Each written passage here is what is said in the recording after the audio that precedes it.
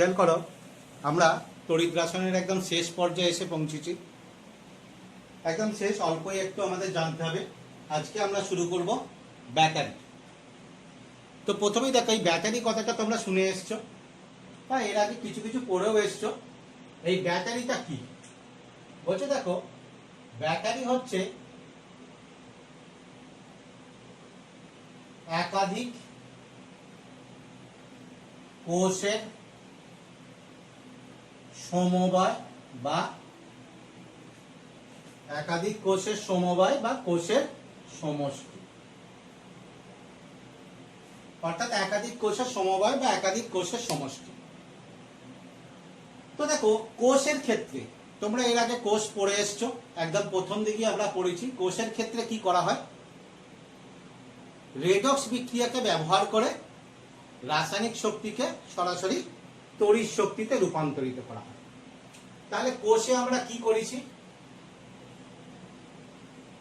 কোষে রেডক্স বিক্রিয়াকে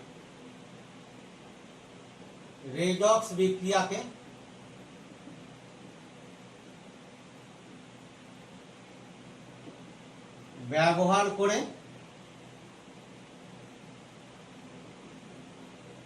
রাসায়নিক শক্তিকে তড়িৎ শক্তিতে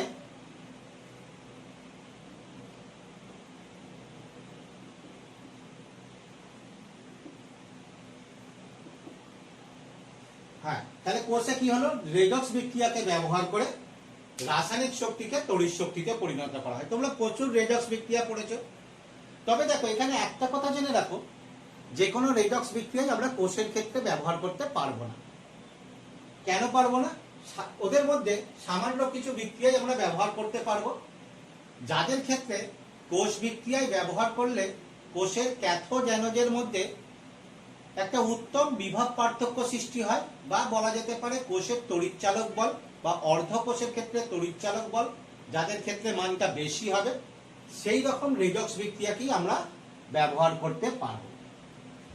এখানে দেখো, ব্যাটারি তোমরা দেখেছো, সেই ছোট ছোট ব্যাটারি যেগুলো রেডিও বা টর্চে ব্যবহার করা হয়, বড় ব্যাটারি মোটর গাড়িতে ব্যবহার করা হয়। ঠিক আছে, এই ব্যাটারিগুলো আবার বিভিন্ন প্রকারের আছে। সাধারণত কোনো কোনো ক্ষেত্রে দেখবে এই একটা ব্যাটারি এক এক জায়গায় বা একটা কোষই এক জায়গায় ব্যবহার করা হয়, বা কোনো কোনো ক্ষেত্রে অনেকগুলো কোষের সমষ্টি রূপে ব্যবহার করা হয়। এই ব্যাটারিগুলো ব্যবহার করার সময় আমাদের কি খেয়াল রাখতে হবে? খেয়াল রাখতে হবে কোষ বিক্রিয়ায় যে রেডক্স বিক্রিয়াটা ব্যবহার করছি সেটা যেন উত্তম বিভব সৃষ্টি করতে পারে, এবং ব্যাটারিতে কি হয় যেন তোমার তার গুণগত মান ভালো হয়, অর্থাৎ সহজে এক জায়গা থেকে এক জায়গায় বয়ে নিয়ে যাওয়া যায়, বা অল্প রাসায়নিক পদার্থ ব্যবহার করে যেখানে একটা বেশি পরিমাণে তড়িৎচালক বল উৎপন্ন করা সম্ভব হয়, সেক্ষেত্রেই বা সেই বিক্রিয়াগুলোকেই আমরা ব্যাটারিতে ব্যবহার করব। এই ব্যাটারিগুলো দেখো, এটা হচ্ছে দুই প্রকারের।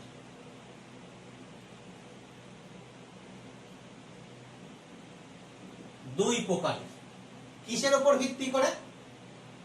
কিসের উপর ভিত্তি করে? ব্যবহারের। বলা যেতে পারে ব্যবহারের আরো প্রকৃতি বলে দিতে পারি, অর্থাৎ একটাকে একবার ব্যবহার করতে পারি না একাধিকবার ব্যবহার করতে পারি। দুই প্রকারের। কি কি? প্রাইমারি ব্যাটারি,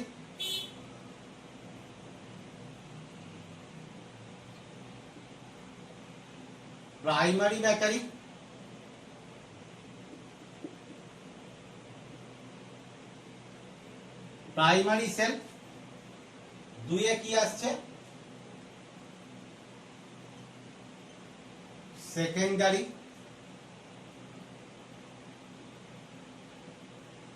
ব্যাটারি বা সেকেন্ডারি সেল। তাহলে এই ব্যাটারি হলো দুই প্রকারের। একটা হচ্ছে প্রাইমারি ব্যাটারি বা প্রাইমারি সেল, অর্থাৎ কিসের উপরে বলেছি? যাকে ব্যবহারের প্রকৃতি, অর্থাৎ একবার ব্যবহার করতে পারি না একাধিকবার ব্যবহার করতে পারি, তার উপরে নির্ভর করে এটা হচ্ছে দুই প্রকারের। তাহলে এবার আমরা ভিন্ন প্রকারগুলো নিয়ে আগে আলোচনা করি। তাহলে প্রথমেই আসছি, দেখো, প্রাইমারি ব্যাটারি বা প্রাথমিক সেল।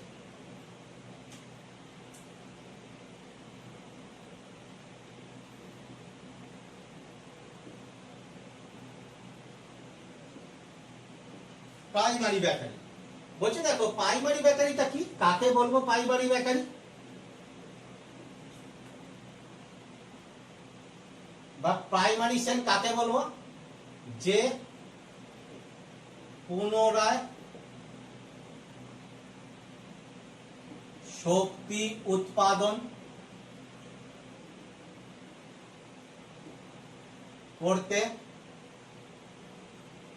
সক্ষম নয়, অর্থাৎ যাকে বলতে পারি নট রিচার্জেবল।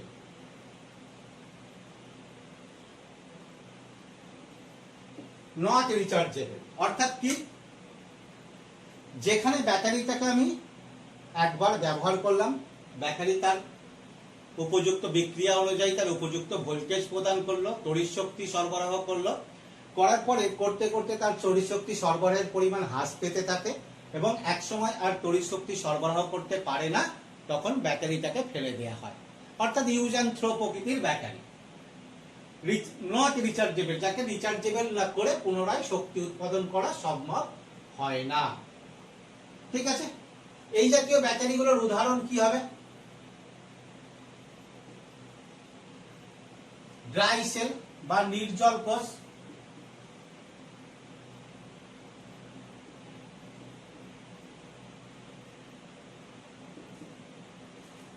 লেকল্যান্ড সেল,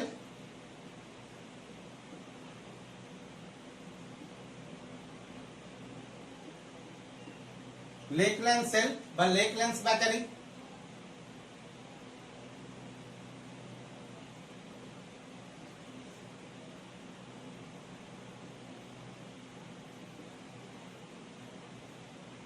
আর কি হবে মার্কারি সেল।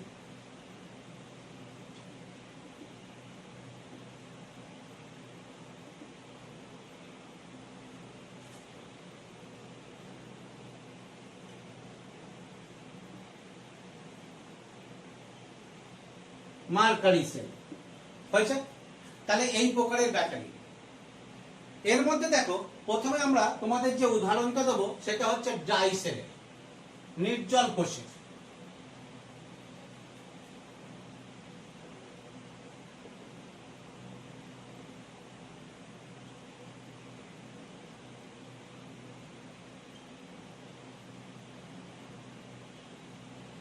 ড্রাই সেল, এই ড্রাই সেলটা দেখো কোথায় আমরা ব্যবহার করি, ড্রাই সেল কার ক্ষেত্রে ব্যবহার করা হয়,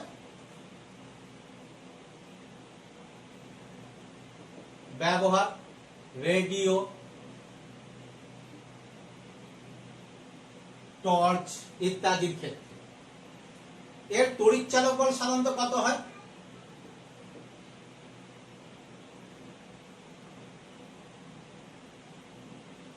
1.5 ভোল্ট, অর্থাৎ প্রতিটা কোষের ক্ষেত্রে তড়িৎ চালক বল 1.5 ভোল্ট হয়েছে।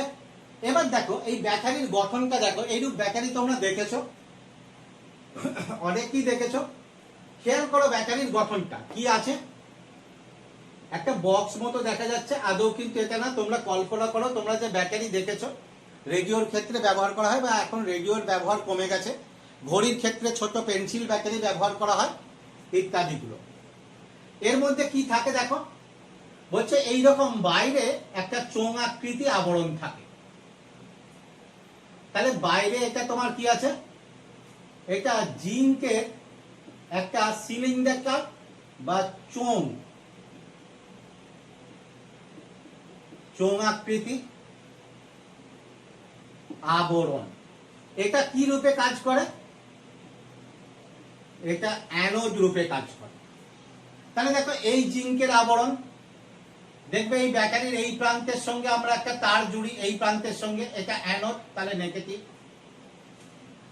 এর মাঝখানে দেখো এইটা, এটা একটা কার্বন দণ্ড, কার্বন দণ্ড, তার সঙ্গে নিবিড় ভাবে কিছু পদার্থ যুক্ত করা থাকে। এই জায়গাটায় কি থাকে, MnO2 প্লাস কার্বন চূর্ণ হয়েছে। MnO2 প্লাস কার্বন চূর্ণ থাকে। এই MnO2 আর কার্বন চূর্ণ এটা কি হয়, ক্যাথোড রূপে ব্যবহার হয়। তাহলে এটা যখন ক্যাথোড হবে তাহলে এটা ব্যাটারির পজিটিভ দিক। এবার দেখো এই চোঙাকৃতি পাত্র আর এর মাঝে এরকম কেন ভেবো না এটা দুদিকে আছে, এটা তো একটা চোঙাকৃতি, তাহলে এর মাঝে কি করা থাকে, কি দেয়া থাকে, ammonium chloride plus zinc chloride এর একটা লেই থাকে বা পেস্ট থাকে। এটা কি রূপে কাজ করে, তড়িৎ বিশ্লেষক। এটা তড়িৎ বিশ্লেষক রূপে কাজ করে। তাহলে আবার একবার বলছি, দেখো ব্যাটারির বাইরে একটা আবরণ থাকে, ধাতব আবরণ, কিসের, জিঙ্কের চোঙাকৃতি আবরণ, যেটা অ্যানোড রূপে কাজ করে, নেগেটিভ। মাঝে একটা শক্ত কার্বন দণ্ড থাকে, তার সঙ্গে তোমার কি থাকে, MnO2 চূর্ণ, MnO2 ও কার্বন। MnO2 এই পাউডার আকৃতিতে কার্বন চূর্ণ। এই সমষ্টিটা কি হয়, ক্যাথোড রূপে কাজ করে, অর্থাৎ ক্যাথোড বিক্রিয়ায়, সেই জন্য এটা পজিটিভ। খেয়াল করো এইখানে অ্যানোড আর ক্যাথোড এর মাঝে কিন্তু গ্যাপ থাকবে, আর এই যে ক্যাথোড আর অ্যানোড এর মাঝে তোমার কি থাকে, একটা পেস্ট বা লেই থাকে, কার, অ্যামোনিয়াম ক্লোরাইড আর জিঙ্ক ক্লোরাইডের একটা পেস্ট বা লেই থাকে। এই পেস্ট বা লেইটা কি রূপে কাজ করে, তড়িৎ বিশ্লেষক রূপে কাজ করে। হয়েছে? তাহলে তড়িৎ বিশ্লেষক রূপে কাজ করে। তাহলে এখানে দেখো যদি আমাদের অ্যানোড হয় তাহলে অ্যানোড বিক্রিয়া কি হবে,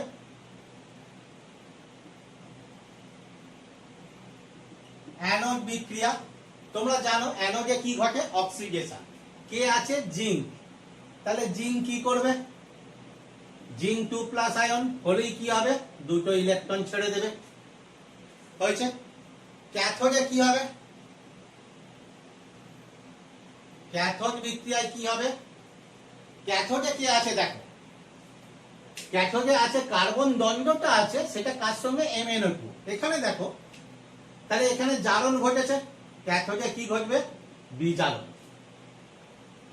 MnO2 দেখো এখানে MnO2 তে জারণ সংখ্যা দেখো 4, এ বিজারিত হয়ে অপেক্ষাকৃত কম জারণ সংখ্যা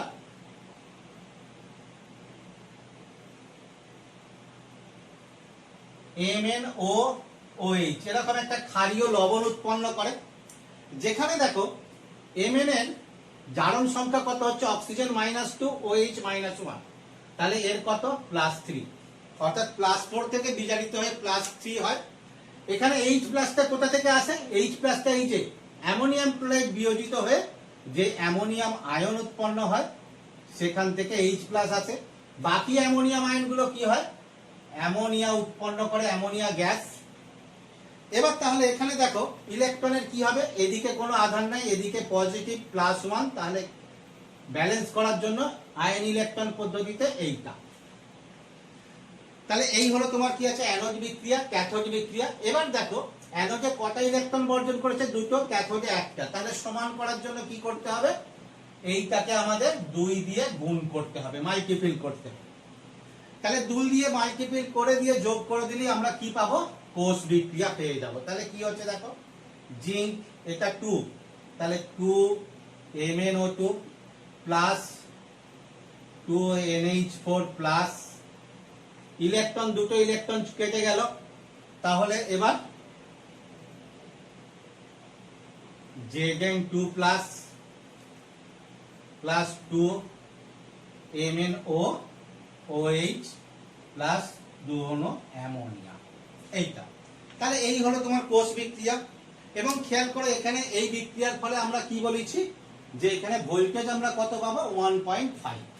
তাহলে এই বিক্রিয়াটা চলতে থাকবে, চলতে চলতে যখন বিক্রিয়ক পদার্থগুলো শেষ হয়ে যাবে, কোষটা আর তখন তড়িৎ শক্তি উৎপন্ন করতে পারবে না। না পারার জন্য তোমার কি হবে, তখন কোষটা আর ব্যবহার করা যাবে না, তখন কোষটাকে ফেলে দিতে হবে।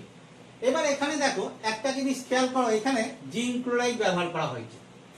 এই জিঙ্ক ক্লোরাইডটা কি হয়, বিয়োজিত হয়ে তোমার কি উৎপন্ন করবে, Zn2+ আয়ন করবে।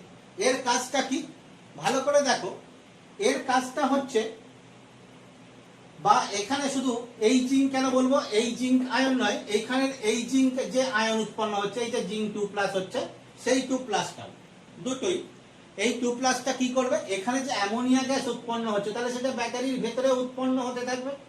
তাহলে ব্যাটারির ভেতরে যদি অ্যামোনিয়া গ্যাস কন্টিনিউ উৎপন্ন হতে থাকে তাহলে ব্যাটারিটা কি হবে, এক সময় ফেটে যেতে পারে। সেই জন্য এ কি করবে, এই অ্যামোনিয়ার সঙ্গে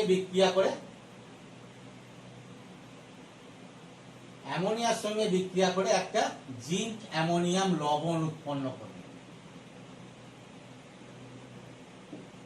এরকম লবণ উৎপন্ন করবে। এর ফলে দেখো কি হচ্ছে, যে উৎপন্ন অ্যামোনিয়াটা অপসারিত হচ্ছে, আর এখানে জারিত হয়ে যে জিঙ্ক উৎপন্ন হচ্ছে সেই জিঙ্কটাও কিছুটা অপসারিত হচ্ছে।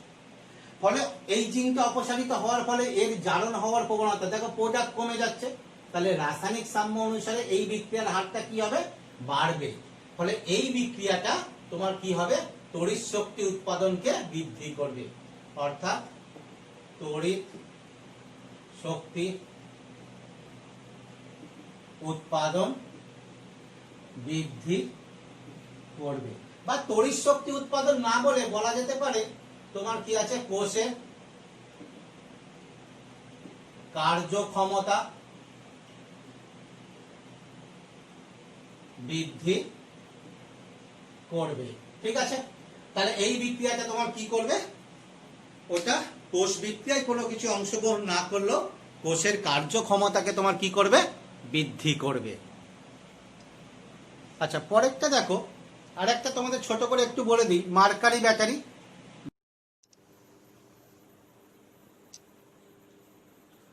তাহলে মার্কারি ব্যাটারিতে দেখো, মার্কারি ব্যাটারিটা কি বলছে, এইটা দেখো অপেক্ষাকৃত ছোট এবং তুলনায় ডাইসেলের তুলনায় দীর্ঘমেয়াদী। একে আমরা কোথায় ব্যবহার করি, ঘড়ি অর্থাৎ হাত ঘড়ি, ক্যামেরা, শোভন যন্ত্র ইত্যাদি। অর্থাৎ যার ক্ষেত্রে তোমার কি হয়, ব্যাটারিটা ছোট ব্যাটারি দরকার এবং তুলনায় একটু দীর্ঘমেয়াদী ব্যাটারির ব্যবহারের প্রয়োজন, সেক্ষেত্রে আমরা ব্যবহার করব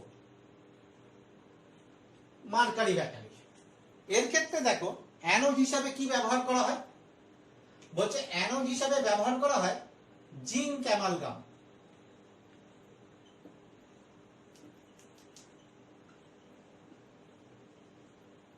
জিঙ্ক অ্যামালগাম, ঠিক আছে। ক্যাথোড হিসাবে কি ব্যবহার করা হয়, ক্যাথোড বলছে ক্যাথোড হিসাবে ব্যবহার করা হয় দেখো মার্কিউরিক অক্সাইড ও কার্বন চূর্ণ, কার্বন চূর্ণের পেস্ট। আর তড়িৎ বিশ্লেষণকে কি ব্যবহার করা হয়,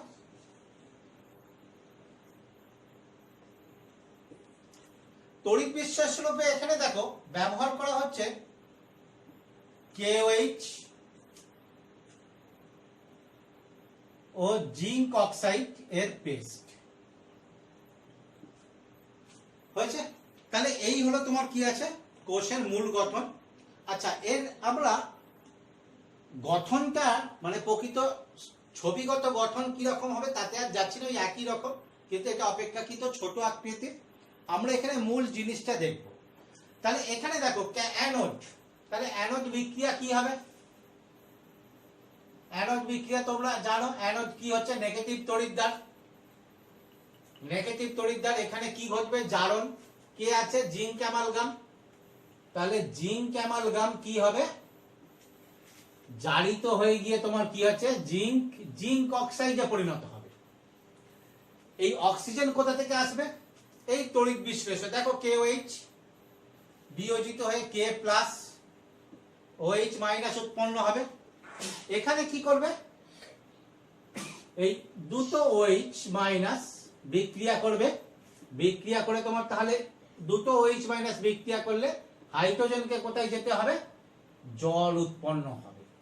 ঠিক আছে, এবার দেখো আধানের ব্যালেন্স কি হবে, এদিকে দেখো 2 একক ঋণাত্মক, এদিকে কোনো আধান নাই, তাহলে এইদিকে 2 একক ঋণাত্মক অর্থাৎ দুটো ইলেকট্রন।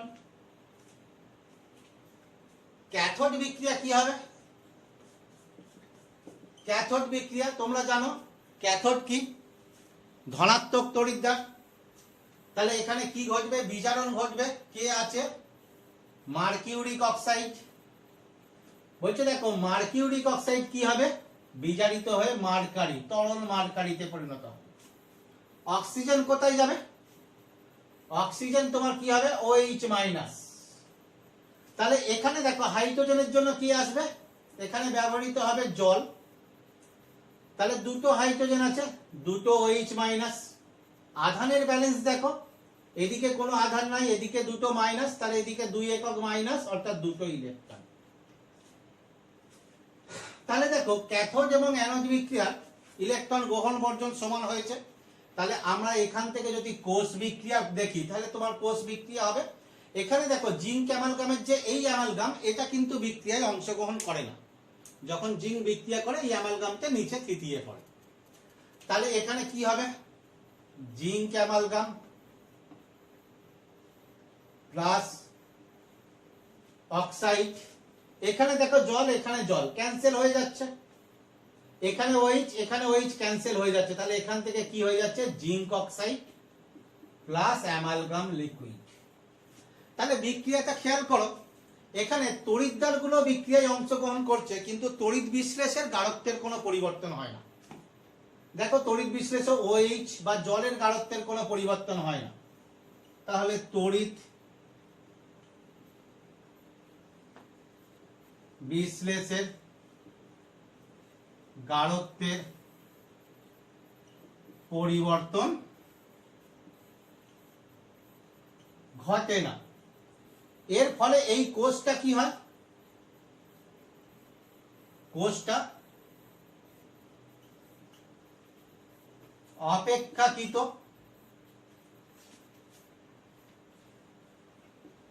দীর্ঘদিন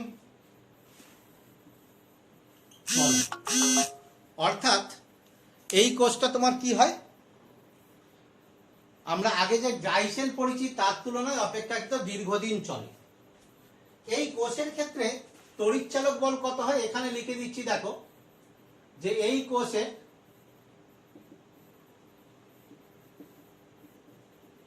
তড়িৎচালক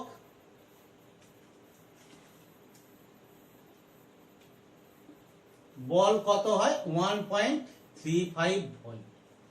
অর্থাৎ আমরা যে আগে নির্জল কোষ পড়েছি তার অপেক্ষা সামান্য মাত্রায় কম, কিন্তু কম হলো এইটা নির্জল কোষের তুলনায় অপেক্ষাকৃত বেশি দিন এই কোষকে আমরা ব্যবহার করতে পারি। এরপরে দেখো আমরা শুরু করছি সেকেন্ডারি ব্যাটারি। এই সেকেন্ডারি ব্যাটারি কাকে বলবো? সেকেন্ডারি ব্যাটারিটাকে বলছে দেখো পুনঃ ব্যবহার করা যায়। অর্থাৎ এটা কি পুনঃ ব্যবহার কিভাবে করব বলছি আমরা। অর্থাৎ এটা তোমার কি আছে? রিচার্জেবল।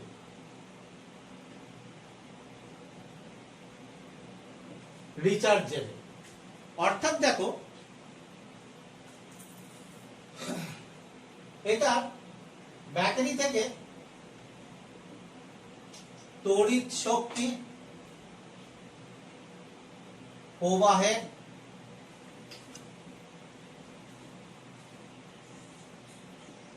ফলে ক্ষমতা, বা এখানে ক্ষমতা ওরকম না বলে তড়িৎ চালনার ক্ষমতা বলে, তড়িৎ চালনার ক্ষমতা হ্রাস পায় বা শেষ হয় বলা যেতে পারে। শেষ হয়, তড়িৎ চালনার ক্ষমতা হ্রাস পায় বা শেষ হয়। এই ঘটনাটাকে বলা হচ্ছে তোমার কি? তড়িৎ ক্ষরণ, ডিসচার্জিং।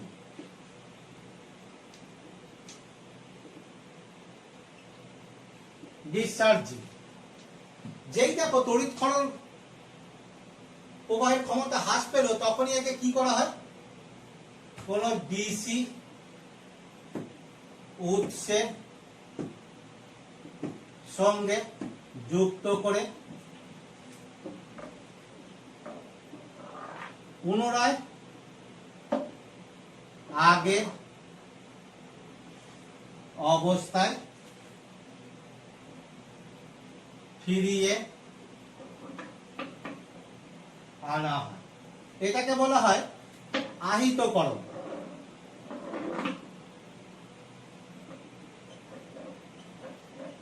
আহিতকরণ বা চার্জিং।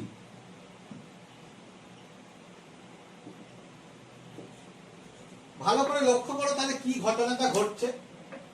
সেকেন্ডারি ব্যাটারি কাকে বলবো? যাকে পুনঃ পুনঃ ব্যবহার করা যায়। কিভাবে ব্যবহার করা যাচ্ছে বলছি, দেখো আগেই তোমরা দেখেছো রেডক্স বিক্রিয়া ব্যবহার করার ফলে এখানে আমরা তোমার কি করছি, তড়িৎ শক্তি অর্থাৎ রাসায়নিক বিক্রিয়ার ফলে তড়িৎ শক্তি উৎপন্ন হচ্ছে এবং সেই তড়িৎ শক্তিকে আমরা কাজে লাগাচ্ছি। কাজে লাগানোর ফলে এই রকম ব্যাটারিটাকে চালাতে থাকলে তড়িৎ চালনা করার ক্ষমতা বা তড়িৎ শক্তি উৎপাদনের ক্ষমতা হ্রাস পায় বা একসময় শেষ হয়। এই ঘটনাটাকে আমরা বলছি ডিসচার্জিং বা তড়িৎ ক্ষরণ।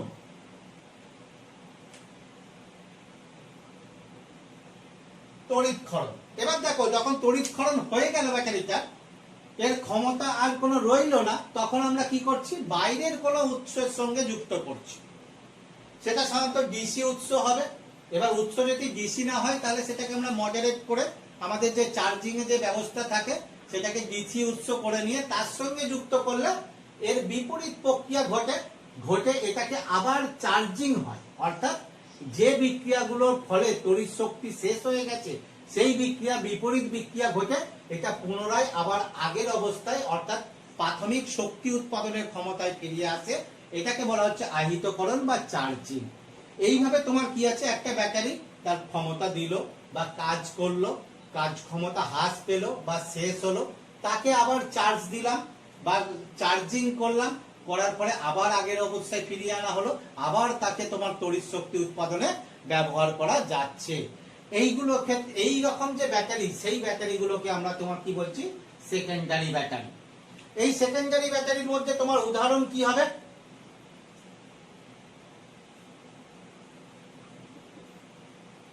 উদাহরণ দেখো, লেড অ্যাসিড কোষ বা লেড অ্যাসিড সঞ্চয় কোষ,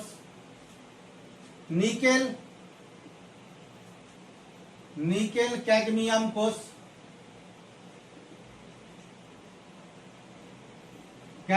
কোষ, আর একটা রয়েছে তোমার জ্বালানি কোষ।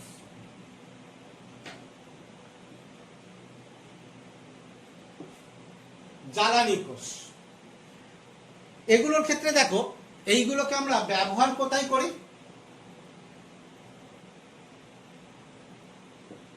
ব্যবহার কোথায় করা হয়? সব থেকে দেখো তোমরা সহজ ব্যবহার করো কোথায়? মোবাইল বা তোমার যে মোটর গাড়িতে যে ব্যবহার করা হয়, মোটর গাড়ি বা তোমার বাড়িতে যে ইনভার্টার গুলো ব্যবহার করা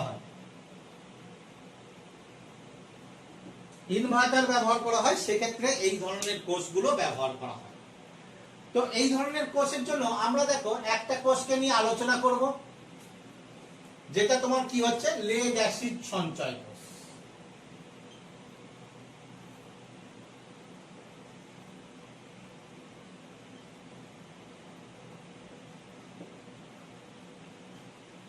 লেড অ্যাসিড সঞ্চয় কোষ। এদেরকে এই সঞ্চয় কোষ কেন বলা হয়? এই যে একবার দেখো শক্তি উৎপাদন ক্ষমতা চলে যাচ্ছে, আবার তাকে পুনরায় চার্জিং করে পুনরায় আগের অবস্থায় অর্থাৎ তাকে শক্তি সঞ্চয় করতে পারছি, সেই কারণে এদেরকে বলা হয় তোমার কি আছে, সঞ্চয় কোষ বা সঞ্চয়ক। এই দেখো এই লেড অ্যাসিড সঞ্চয় কোষের গঠনটা আমরা দেখব। তবে দেখো এই জাতীয় কোষগুলো যে তোমাদের গঠনগুলো পড়াচ্ছে, এই গঠনগুলো তোমরা একটু জানবে, কিন্তু এখান থেকে মেনলি যে কোশ্চেন আসতে পারে সেটা হচ্ছে তোমার কি আছে, কোষ বিক্রিয়া সংক্রান্ত কোশ্চেন আসতে পারে। সাধারণত কোষের গঠন সংক্রান্ত কোশ্চেন আসে না। আর কি আসতে পারে? আর আসতে পারে কোষের তড়িৎ উৎপাদন ক্ষমতা বা তড়িৎ চালক বল সংক্রান্ত। এখানে দেখো লেড অ্যাসিড সঞ্চয় কোষের ক্ষেত্রে কি করা হয়েছে, এটা একটা অপরিবাহী বা ইনসুলেটিং কোন একটা বস্তু দ্বারা তৈরি কোন একটা পাত্র থাকে, সাধারণত ব্যাকেলাইট বা অন্য কোন তোমার কি আছে, ভলকানাইজ রাবারের একটা আয়তাকার পাত্র থাকে। সেই পাত্র থেকে দেখো একটা অনুভূমিক গ্রাফাইট দণ্ড থেকে কতগুলো লেড পাত, কতগুলো তোমার কি আছে পিবি পাত, শুধু পাত না বলে তার জালি বলতে পারি। পিবি পাতের জালি অর্থাৎ গ্রিড ব্যবহার করা হয়, যেগুলোর মধ্যে দেখো ওই যে জালিগুলো থাকে যার মধ্যে তোমার কি আছে পিবি চূর্ণ দ্বারা পূর্ণ করা থাকে। এইটা তোমার কি হিসাবে কাজ করে? অ্যানোড হিসাবে, অ্যানোড নেগেটিভ। আরেকটা তোমার কি থাকে, আরেকটা ঠিক একই ভাবে দেখো অন্য একটা অনুভূমিক গ্রাফাইট দণ্ড থেকে কতগুলো পাত যুক্ত করা থাকে, এখানেও তোমার কি আছে পিবি বা লেড পাত, একই জালি। কিন্তু দেখো এখানে ওই জালিটা কি দ্বারা পূর্ণ থাকে? পূর্ণ থাকে হচ্ছে পিবি অক্সাইড অর্থাৎ লেড অক্সাইড দ্বারা পূর্ণ থাকে। তাহলে দুটোই দেখো ক্যাথোড অ্যানোড দুটোই লেডের পাত জালিক আকৃতির লেডের পাত জালি, একটা লেড চূর্ণ দ্বারা পূর্ণ থাকে আর একটা লেড অক্সাইড দ্বারা পূর্ণ থাকে। ঠিক আছে, এদের মধ্যে দেখো এখানে তড়িৎ বিশ্লেষ্য পদার্থ রূপে H2SO4 ব্যবহার করা হয় কত? সাধারণত 38%। এটা কি হচ্ছে তড়িৎ বিশ্লেষ্য, তড়িৎ বিশ্লেষ্য রূপে 38% H2SO4 ব্যবহার করা হয়। তাহলে এখানে দেখো ক্যাথোডে কি ঘটনা ঘটে, আগে অ্যানোডটা বলি।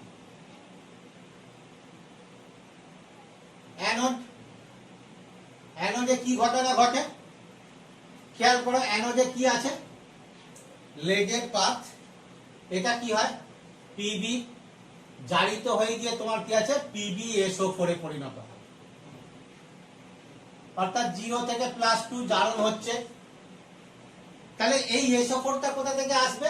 দ্রবণের মধ্যে যে সালফোরিক অ্যাসিড আছে সেই সালফোরিক অ্যাসিড থেকে SO4 আয়ন।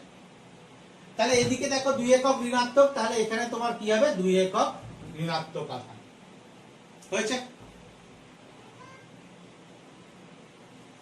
তাহলে এই হলো তোমার কি আছে অ্যানোড বিক্রিয়া। ক্যাথোড বিক্রিয়ার ক্ষেত্রে তোমার কি হবে? ক্যাথোড বিক্রিয়ার ক্ষেত্রে কি আছে দেখো লেড অক্সাইড অর্থাৎ তোমার কি আছে PbO2।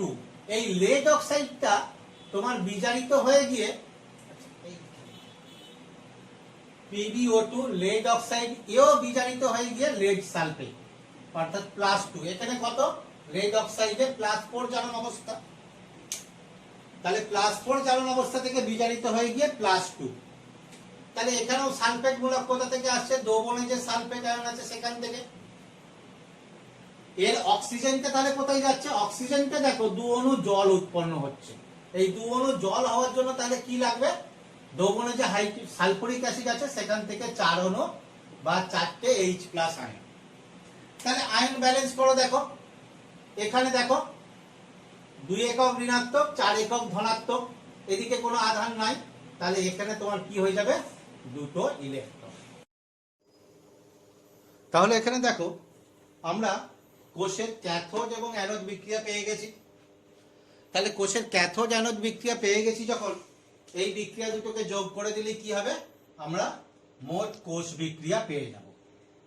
তাহলে দেখো যদি যোগ করে দিই তাহলে তোমার কি হবে Pb প্লাস PbO2, দেখো দুটো sulphate ion 2SO4 2 minus 4H+, দুটো ইলেকট্রন ক্যান্সেল হয়ে যাচ্ছে, সেখান থেকে কি হয়ে যাচ্ছে 2 অণু PbSO4 প্লাস 2 অণু জল।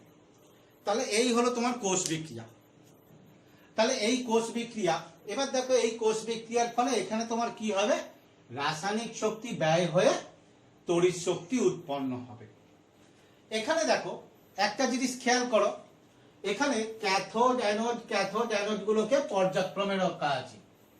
ক্যাথোডে পজিটিভ আধান, আচ্ছা এইটা তোমার কি হয়ে যাচ্ছে? এটা হচ্ছে ক্যাথোড, এদিকে অ্যানোড ছিল, তাহলে ক্যাথোডে পজিটিভ আধান। এই ক্যাথোড অ্যানোড পর্যায়ক্রমে রাখা আছে। এবং এই ক্যাথোড অ্যানোড গুলো কি হয়, তোমরা যদি ব্যাটারি গুলোকে খেয়াল করো তাহলে দেখবে এরা এরকম ছোট ছোট কুটুরি করে একটা অন্তরক, অর্থাৎ যে অন্তরক পদার্থ দ্বারা কাঁচ বা ব্যাটালাইট বা তোমার কি আছে ইত্যাদি দ্বারা যেটা দিয়ে ওই আধার পাত্রটা তৈরি হয়, সেই অন্তরক পদার্থ দ্বারা এই ছোট ছোট ক্যাথোড অ্যানোড জোড়গুলোকে আলাদা আলাদা পৃথক করে ছোট ছোট কোষ তৈরি করা হয়। এখন দেখো এই প্রতিটি কোষের তড়িৎচালক বল কত হয়, বলছে দেখো প্রতিটি কোষের তড়িৎ চালক বল সমান 2 ভোল্ট। দেখেছো এমনি নর্মাল যে আমাদের ব্যাটারি তার তুলনায় সামান্য বেশি, কিন্তু তোমরা খেয়াল করলে দেখবে এই যে ব্যাটারিগুলো আমরা ব্যবহার করি সেকেন্ডারি সেল, সেটা বিভিন্ন আকারের ব্যবহার করি। যেমন দেখবে মোটর সাইকেল, বাইক, ওর ক্ষেত্রে ছোট ব্যাটারি, অপেক্ষাকৃত একটু বড় গাড়ি মারুতি বা সুমো এই জাতীয় ক্ষেত্রে আর একটু বড় ব্যাটারি, বা বড় লরির ক্ষেত্রে আরো বড় ব্যাটারি। সেটা কিভাবে তৈরি করা হয় এবং তাদের ভোল্টেজটাও তোমার কি হয়, আলাদা হয়। কিভাবে হয় বলছে এই যে ক্ষুদ্র ক্ষুদ্র যে প্রতিটা সেল, এই সেলের সংখ্যা বাড়িয়ে এদের ভোল্টেজটাকে কম বেশি করা হয়।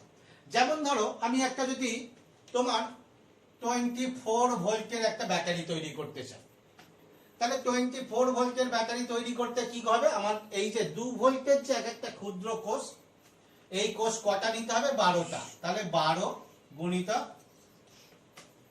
প্রতিটি কোষ, অর্থাৎ এরকম 12টি কোষ সাজিয়ে সাজিয়ে একটা ব্যাটারি তৈরি করলে আমরা 24 ভোল্টের একটা ব্যাটারি পাবো। এবার খেয়াল করো এখানে যে কোষ বিক্রিয়াগুলো ঘটছে, এই কোষ বিক্রিয়াগুলো ঘটার ফলে তোমার কি হয়ে যাচ্ছে খেয়াল করো, লেড অ্যানোডে তোমার কি আছে, লেড সালফেটে পরিণত হচ্ছে, ক্যাথোডে লেড অক্সাইডও লেড সালফেটে পরিণত হচ্ছে, এবং সালফেট এবং H+ এর গাঢ়ত্ব তোমার কি হয়েছে, সালফেট এবং H+ ব্যয় হচ্ছে। তাহলে এখানে দেখো সালফেট মূলক এবং H+ যদি ব্যয় হয়, তাহলে দ্রবণে H2S উপরের কি হবে, গাঢ়ত্ব কি হবে, গাঢ়ত্ব কমতে থাকবে। তাহলে দ্রবণে H2S উপরের গাঢ়ত্ব কমতে থাকবে, H2S উপরের গাঢ়ত্ব কমতে থাকবে। এবং এখানে দেখো এখানে যে যে লেড সালফেট গুলো উৎপন্ন হচ্ছে, ক্যাথোড এবং অ্যানোডে যে লেড সালফেট উৎপন্ন হচ্ছে, তারা কি করবে, এই ক্যাথোড এবং অ্যানোডের উপরে তোমার কি হবে, একটা আবরণ সৃষ্টি করবে। ক্যাথোড অ্যানোডের উপরে একটা লেড সালফেটের আবরণ সৃষ্টি হবে। এই আবরণ সৃষ্টি হওয়া এবং H2S উপরের গাঢ়ত্ব কমে যাওয়া, এর ফলে তোমার কি হবে, কোষের কর্মক্ষমতা বা তড়িৎ উৎপাদনের ক্ষমতা বা বিভব পার্থক্য আস্তে আস্তে কমতে থাকবে।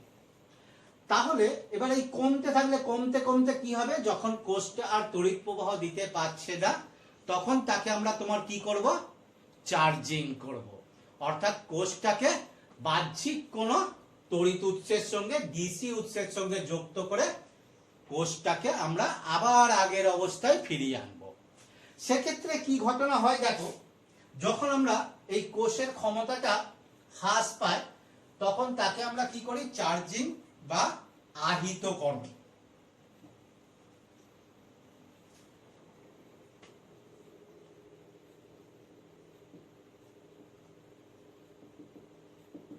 আহিতকরণ আগেই বলেছি, দেখো আহিতকরণের সময় আমরা কি করি, কোন একটা বাহ্যিক ডিসি উৎসের সঙ্গে যুক্ত করা হয়। তাহলে বাহ্যিক ডিসি উৎসের সঙ্গে যুক্ত করা হয়। তাহলে বাহ্যিক ডিসি উৎসের সঙ্গে যুক্ত করলে কি হবে, বলছি দেখো বাহ্যিক ডিসি উৎসের সঙ্গে যুক্ত করলে কি হবে, এখানে যে তড়িৎ প্রবাহ হচ্ছিল তার ঠিক বিপরীত প্রবাহটা ঘটবে। তার ঠিক বিপরীত প্রবাহটা ঘটার জন্য তোমার কি হবে, এই যে কোষের যে বিক্রিয়াগুলো ঘটছিল তার বিপরীত বিক্রিয়া ঘটবে। অর্থাৎ তোমার কি হবে, যেমন অ্যানোডে কি হচ্ছিল, লেড সালফেটে পরিণত হচ্ছিল এবং অ্যানোডের গায়ে তোমার কি হচ্ছিল, জমা হচ্ছিল।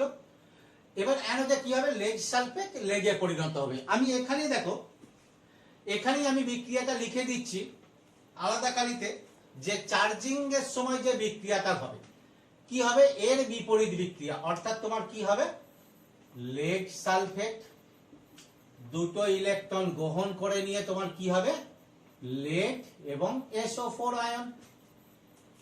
ঠিক একইভাবে দেখো ক্যাথোডে যে বিক্রিয়াটা ঘটবে আহিতকরণের সময়, তাহলে ক্যাথোডে আগের যে বিক্রিয়াটা তার বিপরীত বিক্রিয়াটা, তাহলে কি হবে, দেখো এখানে লেড অক্সাইড লেড সালফেটে পরিণত হচ্ছিল, তাহলে এখানে কি হবে, লেড সালফেট দু অণু জলের সঙ্গে বিক্রিয়া করে তোমার কি হবে, lead oxide sulphate ion 4H plus 2E।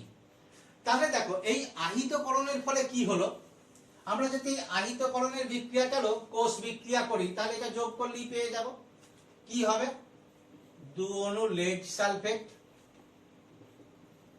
জল, সেখান থেকে কি হচ্ছে লেড অক্সাইড দুটো সালফেট আয়ন প্লাস 4H+।